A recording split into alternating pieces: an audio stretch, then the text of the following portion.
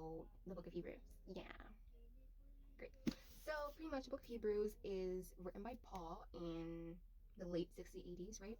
So pretty much Paul is talking to, hold on, Paul is talking to the Jewish Christians who they were previously Jewish and they turned and became Christian, pretty much. So they're being persecuted and they're just like, oh my gosh, I can't do this. This is too much for me. I'm about to opt out of this. Unsubscribe. So Paul is pretty much encouraging him, like, no, no, no, Jesus is the one. Okay, I promised you, Jesus is the one. Okay, yeah, he's better than all those prophets in the Jewish religion, anyhow. So stay over here because this is the winning side. You know what I mean? Yeah, keep up. So yeah, so he's pretty much trying to encourage them, like, yeah, stay Christian, even though you're being persecuted, because it leads to a reward. And all those prophets that the Jews look up to, like Moses, they literally talked about Jesus in his reign. So keep up, stay here, stay right here. So yeah. So hi. So there is difficulties. Forget that happened. So it says Hebrews chapter 5, 15 and 16. For we do not have high priest who is unable to empathize with our weaknesses. We have one who was tempted in every way just like us, but did not sin. Let us approach to God's throne in grace with confidence, so we can receive mercy, find grace to help us in our time of need. So pretty much what God is saying is that Jesus was tempted just how humans are tempted. So he knows what we struggle with.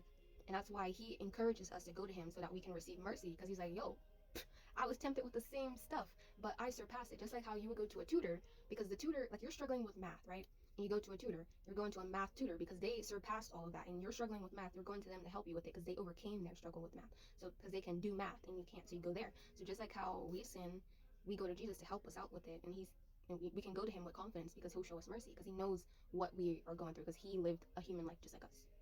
Okay, so number 2. So these are just like takeaways that you should definitely remember, is that you can come to God, you come to Jesus confidently and not be ashamed because he knows what you're dealing with. Okay, 2, the disobedient and the unbelief will not enter God's rest. Okay, yeah, I'm just say that. So our thoughts and our heart, God is going to judge that, and he knows all the details of our life. He knows every thought before we even think. He knows everything that's in our heart, and everything that's in your heart, it says to guard your heart because everything flows from it. You know what I mean? And that's why Jesus also says that, like, everything that we say comes from our heart. So it can either, and it has the potential to defile us, whatever we say. So watch what you say. Make sure you guard your heart so you're not overcome with negative emotions. You know what I mean? And it says, without the shedding of blood, there is no forgiveness. Because it actually did go through the law of Moses, and he completed that. And then the old covenant is over, and now a new covenant, so that all humanity have access to God, not just Israelites, but everyone. And yeah, I'm just keeping it at that. I don't want to. So next, I'm gonna be talking about the whole high priest. So high priest, they sacrifice for themselves and for the people for sin offering to God. And Jesus is a higher priest than them because he didn't have to sacrifice an animal for himself to get cleansed of sin. He was pure, and then he gave himself for all the sins of humanity. So he acts as a high priest, and he's also a prophet because he gives the will of God to the people, and he warns them. He gives them prophecies. So Jesus comes from a line of a king. So he's a king, he's a prophet, he's a priest, and he's also the son of God. He's literally everything. He's like everything.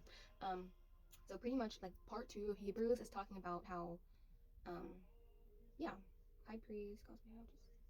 So Jesus isn't a priest through his bloodline, even though there's like some people who speculate that he is, like through Elizabeth. But the truth is that, like, through Melchizedek.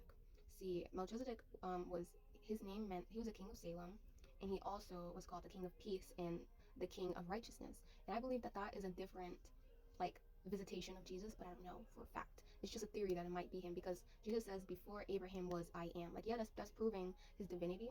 And then also when you think of that, like Abraham, who's the father of the Levitical priest, like, you know, he's like great. I don't know what he is, but he's their grandfather. Um, because the Levites were like special.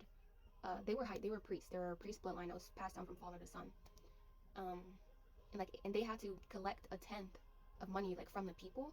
But Abraham, who's like the grandfather of the Levites in the Levitical bloodline, he gave a tenth of everything he had to this mysterious man named Melchizedek, who was a high priest. And Jesus is in the order of Melchizedek. I don't know how all of that worked, but that's pretty much how it worked. So through that, he is a priest, and then that's why he was able to give himself over in order to die for us, because he's a high priest through that way.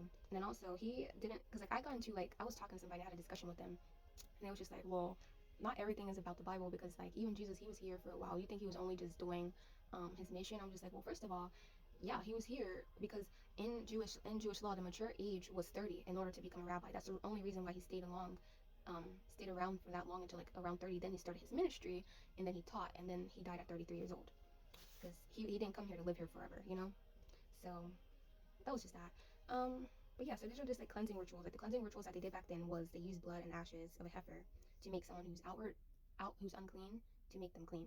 So that's why Jesus needed his blood in order to make all of us clean of our sin. But yeah.